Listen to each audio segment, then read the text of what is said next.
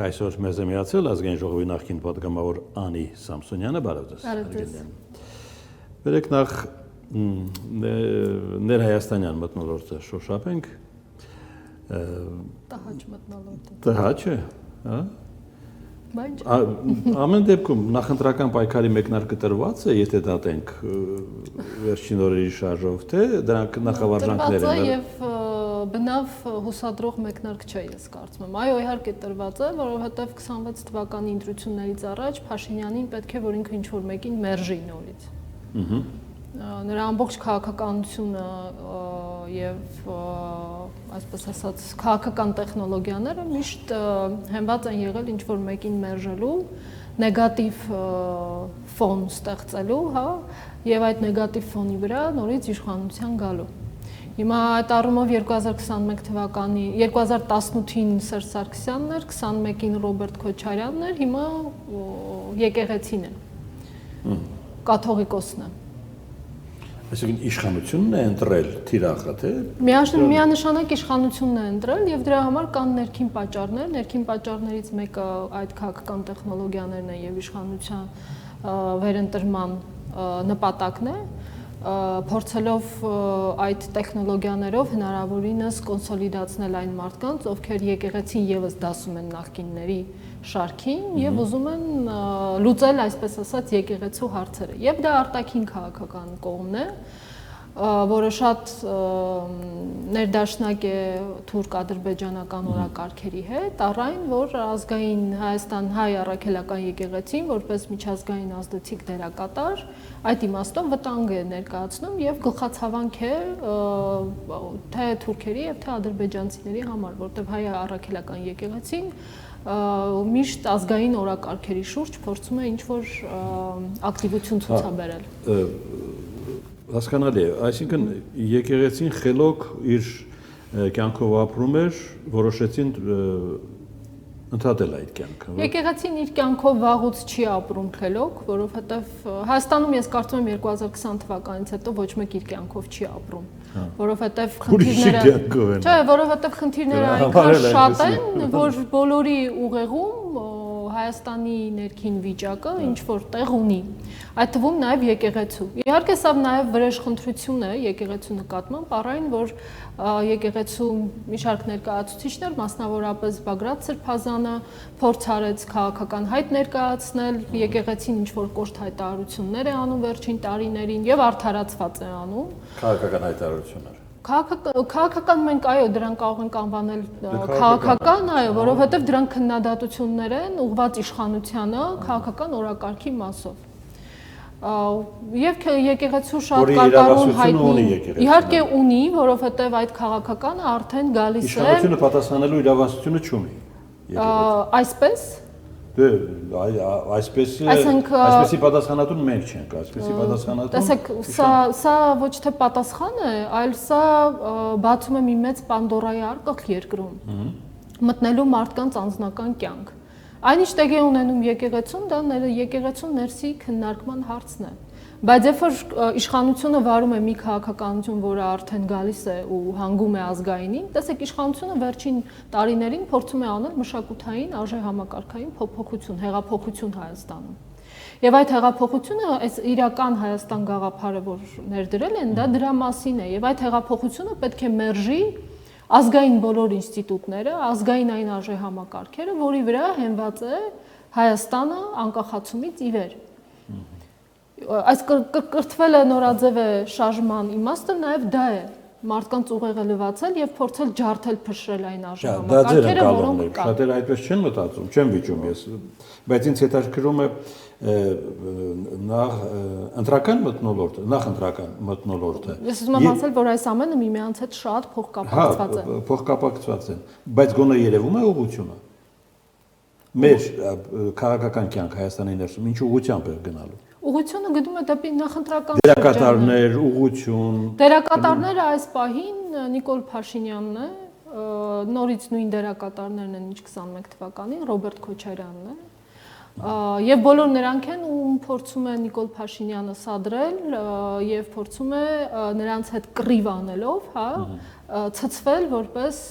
այդ կռվում հաղթող։ Այսինքն ամեն ինչ նույնն է, ինչ որ Դեռևս նույնն է, այո, դեռևս նույնն է, բայց ես պետք է ասեմ, որ իմ կարծիքով փողոցում շատ քվեներ կան թափված։ Հա։ Շատ մեծ, այո, կան շատ չկողմնորոշված մարդիկ, ում չկողմնորոշվածությունը օրեցօր ավելի է սրվում իշխանության այս պահելաձևի արդյունքում եւ այդ քվեները ինչ որ մեկը պետք է հավաքի։ Այսինքն այդ մենք 2021 թվականին ներկա է, այո, նոր է, հին է, կապ չունի։ 2021 թվականին մենք այս պատկերը դեռ չունենք, որտեղ հասարակությունը երկու շոկ էր ապրում, առաջի շոկը դա պատերազմն էր, հետպատերազմյան շոկն էր, երկրորդ շոկը դա նախկինների հետ գալն էր։ Բայց հիմա այդ երկու շոկն էլ իրականում չկա, որտեղ մարդիկ 21-ին հասկացան, որ նախկինների հետ գալը դա ավելի շատ միֆականացված է, քան իրենք ռեսուրս ունեն։ Դրա համար այս երկու շոկերը չկան։ Ու կան շատ մեծ թվով չկողմնորոշված քվեներ, մարդիկ, ընտրողներ, որոնց վրա լավ աշխատելու արդյունքում մենք կարող ենք Դե լավ բան եք ասում, պատկեր, այո։ Ընտրական պայքարը հենց դրա համար է հիմա։ Ամբողջ ասածը Ինչ սա է, մեթոդով են պայքարում, հա, թող որոշեն իրենք, բայց եթե կա այդպիսի պրոգնոզ, դա ված չէ։ Մի ուրիշ ավելի կարևոր հարց։ Դրսից կխանգարեն, թե չէ, հակառակը կօգնեն։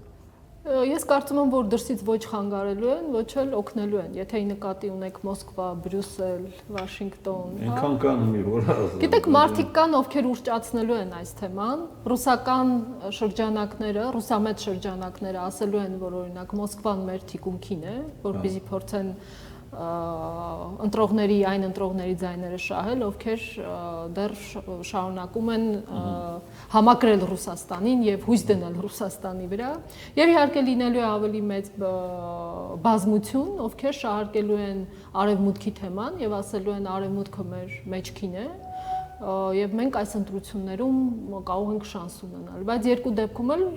երկու կողմերն էլ մարդկանց խաբելու են, որովհետեւ ես չեմ կարծում, որ առարկայական օգնություն լինելու է։ Այսինքն այս ընտրություններում չխաբող չի լինելու։ Հա։ Ընտրություններում միշտ էլ ընտրությունները այնպեսի ֆոն են, դաշտ են ստեղծում, որ այո, ասում են երբեք այնպես չեն խաբում, ինչպես ընտրություններից առաջ եւ որսից հետո, այդպեսի։ Հիմա Երևանում է Պետդումայի պատվիրակությունը Վալենտինա Մատվիենկոյի գլխավորությամբ այսօր։ Ինչ-որ բան է պատահել եկել են, թե Չեմ կարծում, պարզապես վերջին ամիսներին իշխանությունը փորձում է սիրաշահել Մոսկվային։ Լուրջ։ Այո։ Դրա համար Փաշինյանը մայիսին գնաց Մոսկվա, թեկուզ եւ գլխիկոր, հա, շատ ամոթալի կեցվածքով, այսպես կարող եմ ասել։ Դա քեքճացած, ցուրտ էր Մոսկվայում։ Մեկուսացված, դա պարզապես զգացվում էր, էլի։ Ինչևէ դա միակ մեղավորը ինքն է, որովհետև իմպուլսիվ վարքագծի պատճառով մաշել է վստահության բոլոր պարամետրերը միջազգային դերակատարների հետ։ Մոսկվայի։ Ոչ միայն Մոսկվայի, այլև դուք կարծում եք Բրյուսելում կամ Վաշինգտոնում են վստահում Փաշինյանին։ Իհարկե ոչ։ Ես չունեմ այդպեսի չվստահելու տեղեկություն չունեմ, եթե դուք ունեք։ Ես կարծում եմ, որ չեն վստահում, որովհետև այդպիսի իմպուլսիվ մարդ, որը չի մտածում ինչ է ասում, ինչ է խոսում, եւ իր գործողությունները հաշվարկված չեն։ Եվրոպական կառույցների աշխատանքը Հայաստանի հետ հակառակի մասին է վկայում։ Վերջին թարմօրինակը ֆրանսիական հիպոթոսության բացումն է, որը բավականին Իրենք կարող են, այո, իրենք կարող են աշխատել իշխանության հետ։ Իրենք կարող են գրգռել իշխանության հակառուսական տրամադրությունները, իրենք կարող են այստեղ իրենց համար աշխատանքի, ակտիվության եւ ազդեցության դաշտ ստեղծել, բայց դա չի նշանակում, որ իրենք վստահում են Նիկոլ Փաշինյանին։ Իրենք օգտվում են պարզապես Նիկոլ Փաշինյանից, այդքան մի բան։ Եվ բոլորը կարող են օգտվել, եթե դու սեփական ոչ ծրագիր, ոչ էլ օրակարգ ունես։ Մատվիենկոն Երևանում է, իսկ Մոսկվայից դժգոհություն է հնչում, մի քիչ առաջ հանդիպեց այս Զաթոլինի հայտարարությունը, որ Հայաստանը ցուցադրաբար չի վճարում ՀԱՊԿ-ի անդամավճարը, իսկ ինչու պետք է վճարի սառեցված հարաբերության անդամավճարը։ Իսկ ինչու դուրս չի գալիս ՀԱՊԿ-ից։ Եթե դուրս չի գալիս, պիտի վճարի։ Այո, անդամը պիտի վճարի։ Մեր փողերը այդքան շատ են, որ ամենտեղ կա վճար։ Պարտավորություն է, եթե դու կարծում ես, որ այդ կառույցը այլևս քեզ համար չի կարող հարց լուծել, Դու պետք է դուրս գաս։ Դե կառույցը ապացուցեց, որ ինքը հարց լուծող չի։ Դե դու շարունակում ես իրավականորեն լինել անդամ ու համարվել անդամ։ Եթե համարվում ես, ուրեմն պետք է կատարես պարտավորություններդ։ Եթե չես ուզում ոչ օգտվել հապկի օրակարգից, ոչ հարթակից, ոչ միջոցառման։ Դե ուրեմն ես կարծում եմ, որ վաղուց մենք պետք է հապկից դուրս գանք։ Ինչու դուրս չեն գալիս։ Թող դուրս գան։ Բայց իհարկե դուրս չեն գալու եւ Զատուլինի հայտարարությունն էլ կարծում եմ պատահական չէ, դա այնտեղից մեսիջ է, որ այստեղ այդ հարցը պետք է քննարկվի։ Հապկում մնալու եւ չմնալու հարցը։ Արարատ Միրզոյանը այսօր ազգային ժողովում էր, որտեղ ասել է Արևմտյան Ադրբեջանի մասին խոսույթը ընկալում ենք որպես սպառնալիք Հայաստանի նկատմամբ։ Բայց մյուս կողմից կա լավատեսություն խաղաղության պայմանագրի Որ կողմից։ Մյուս կողմից այս հայտարարության հակառակ կողմից հնչում է լավատեսություն, որ պայմանագրի ստորագրման շուրջ դրական մթնոլորտ է ձևավորում։ Մի քիչ հակասություն կա այս երկու։ Մի քիչ չէ, շատ կա։ Բոլոր հայտարարությունները հակասական են։ Սպառնալիք է համարվում ադրբեջանական հռետորաբանությունը, մյուս կողմից հնարավոր է խաղաղության պայմանագրի ստորագրում, բայց սպառնալիքը պահպանվելու է ուրեմն։ Քանի անգամ է վարչապետը հայտարարել, որ Ադրբեջանը սպառնում է մեզ, սպառնում է պատերազմով, եւ քանի անգամ է ինքն իրեն հակասել, ասելով մենք այնքան մոտ չենք խաղաղությանը, որքան հիմա մենք պատրաստ ենք ստորագրել։ Այսինքն իշխանության բոլոր հայտարարությունները միմյանց շատ հակասում են։ Արտգործնախարարը կարող է մի բան ասել, վարչապետը մի բան ասել, կամ երկուսով կարող են մի բան ասել, հաջորդ անգամ լրիվ հակառակը ասել։ Իսկ մարդկանց էլ Ինչն է հակասում, ես չհասկացա։ Մարդիկ խաղաղության պայմանագիր են պատրաստել, համաձայնեցրել եւ սպասում են ստորագրման։ Ստորագրման։ Անհասկանալի ադրբեջանական խոսույթը այդ ֆոնին։ Ինչու է անհասկանալի։ Ադրբեջանը ունի օրակարգ եւ գնում է իր օրակարգով։ Մենք քանի որ չունենք օրակարգ, դրա համար մենք անընդհատ կախված ենք ադրբեջանական այդ օրակարգ։ Միրզոյանը ասում է, դա չի բխում հայ-ադրբեջանական օրակարգի շահերից եւ սպառնալիք է համարում։ Դա պատասխան չէ Ադրբեջանին։ Պատասխան է, հա, բայց հայտարարությունը մեկ այլ բան, իսկ ինչ ենք մենք անում այդ սպառնալիքը չզոքացնելու համար։ Իսկ ինչ պետք է անենք, Անի։ Մենք պետք է դիվանագիտական աշխատանք տանենք այդ առումով, որ Ադրբեջանը մեզ սպառնում է։ Իսկ մենք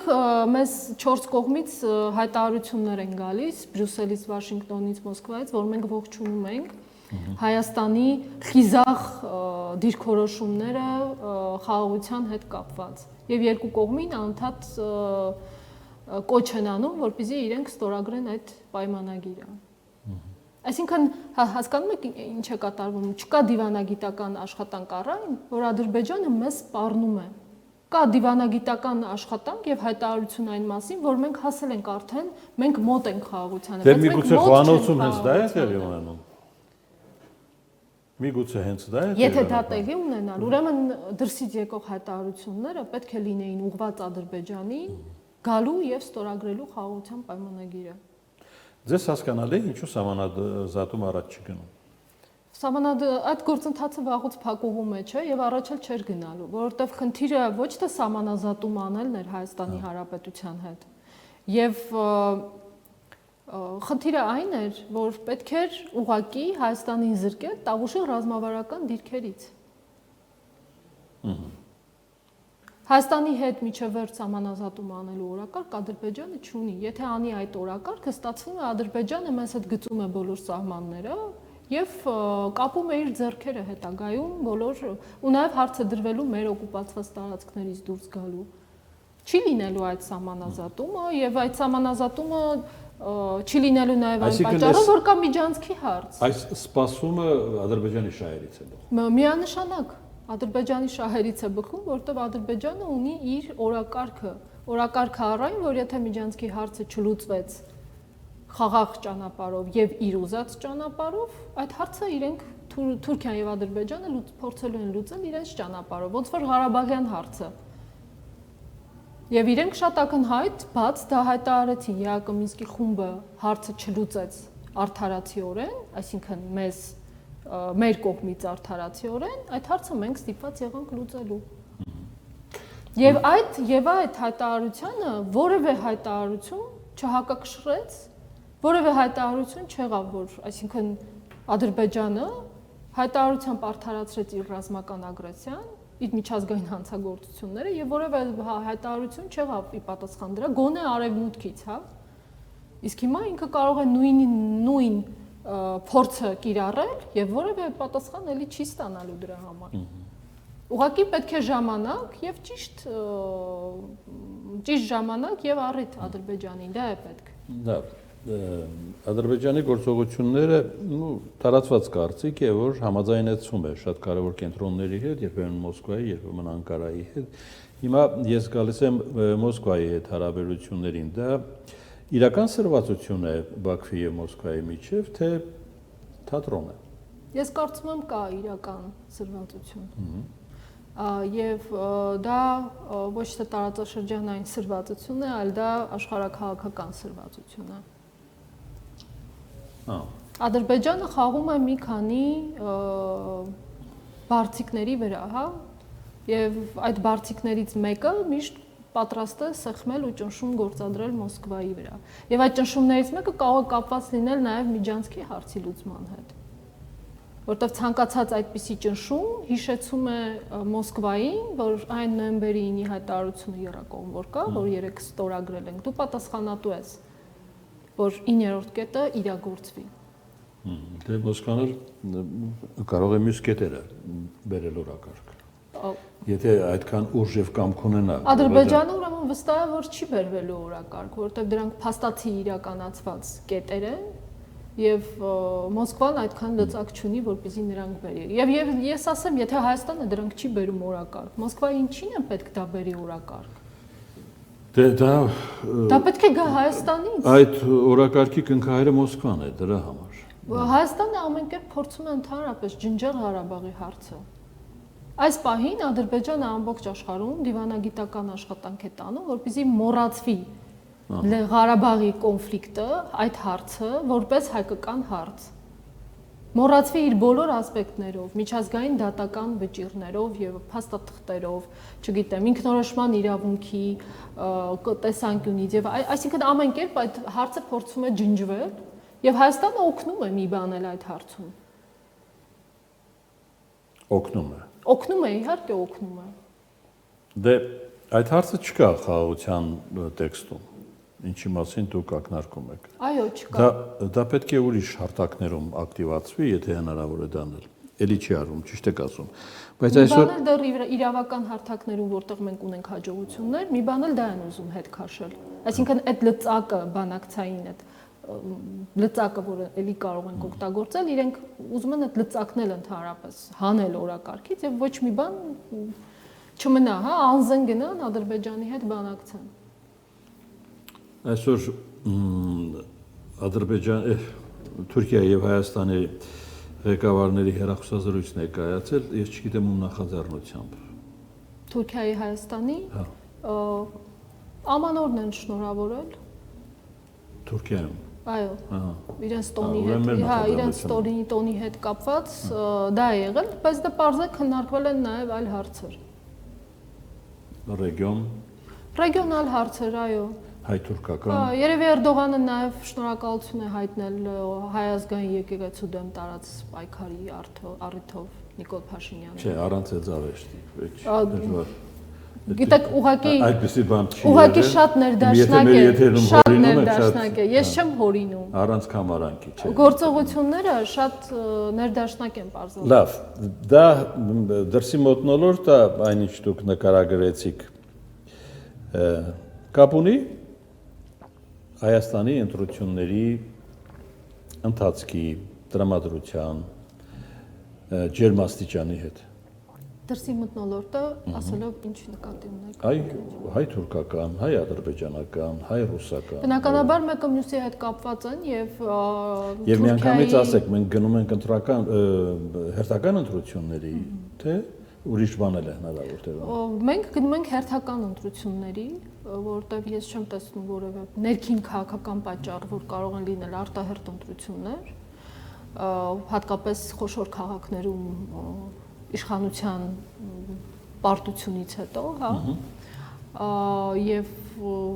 թե Երևանում, թե Գյումրիում եւ վիճակը ավելի է սրվել, հատկապես քաղաքներում, որովհետեւ այս վարքագիծը, որքան էլ իշխանությունը փորձի իր ընտրողներին մոբիլիզացնել կամ փորձի մի սեգմենտ ներգրավել, որին դուր է գալիս այս հայոյախառն իրավիճակը, միևնույն է, մեծ քաղաքներում մարդիկ շատ հիասթափված են եւ այս առումով Նիկոլ Փաշինյանի դիրքերը լավ չեն, որ ինքը գնա արտահերթ ընտրությունների։ Ում դիրքերն են լավ։ Միջև վերջ ինքը փորձելու է կորզել մի բան, որը իրեն ընտրություններին կտա հաղթաթուղթ, այդ մի բանը լինելու է խաղաղության թուղթը։ Բայց թե դա կլինի, չի լինի, ես վստահ չեմ, որ դա կլինի, բայց եթե դիտարկենք այն տեսանկյունից, որ Թուրքիան եւ Ադրբեջանի ձեռնտու է լինելու այս իշխանության վերընտրությունը, որովհետեւ այս իշխանության հետ աշխատելը շատ հեշտ է, հանգիստ, ինչ ուզում են տալիս է, ինչ ասում են անում է, հետեւաբար կարող են այնպիսի մի իրավիճակ ստեղծել, որ ինչ որ թուղթ նախաստորագրեն, հա։ Եվ այդ թուղթը Ինչ որ թուղթ, ոչ պայմանագիր։ Ոչ պայմանագիր, թուղթ պայմանագիր ստորագրելու մասին։ Եվ ուշագիր կլինի։ Օրինակ, հա, եւ այդ թուղթը ներկայացվի որպես արդեն խաղաղության մեկնարկ եւ այլն։ Հետո դա կլինի ուշագիր, ոչ թե պայմանագիր։ Բայց այդ թուղթը Հայաստանի չի փրկի դրան։ հանգիստ եղեք, որոշակի մարդկանց դա կարող է խաբել։ Բայց ընտրություններից հետո Դուք չեք խաբվի, ես վստահ եմ։ Ես, այո, ես չեմ խաբվի հաստատ։ Բայց ընտրություններից հետո կարող է ամեն ինչ փոխվել եւ պարզվի, որ դա թուղթ էր ընդամենը եւ վիճակը նորից սրվի։ Լավ դեր կանգ առանք։ Թող ոչ ոք չխաբվի։ Թող ոչ ոք չխաբվի։ Ոչ եկեղեցական, ոչ քաղաքական իշխանության։ Շնորհակալություն, որ եկար։ Շնորհակալ եմ։ Անի Սամսոնյան, ազգային ժողովի նախկին պատգամավոր